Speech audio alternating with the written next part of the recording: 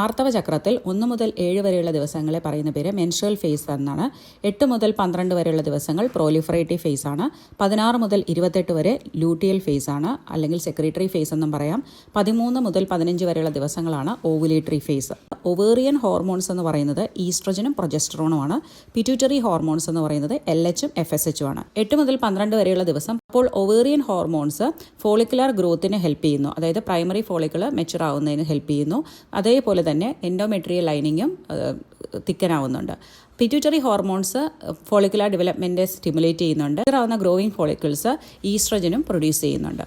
ഇനി 13 മുതൽ 15 വരെയുള്ള ദിവസം ഓവുലേറ്ററി ഫേസ് ആണ്.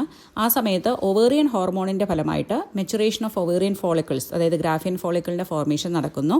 തിക്കനിങ് ഓഫ് എൻഡോമെട്രിയും കണ്ടിന്യൂ ചെയ്യുന്നുണ്ട്.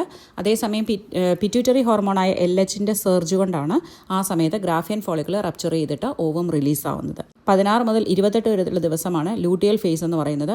ആ സമയത്ത് മെയിൻ്റനൻസ് ഓഫ് ദി എൻഡോമെട്രിയമാണ് ഒവേറിയൻ ഹോർമോണായ പ്രൊജസ്ട്രോണിൻ്റെ ഫംഗ്ഷൻ. പിറ്റ്യൂട്ടറി ഹോർമോണായ LH-ൻ്റെ പ്രസൻസിൽ കോർപ്പസ് ലൂട്ടിയം പ്രൊജസ്ട്രോണിനെ സെക്രീറ്റ് ചെയ്യുന്നുണ്ട്.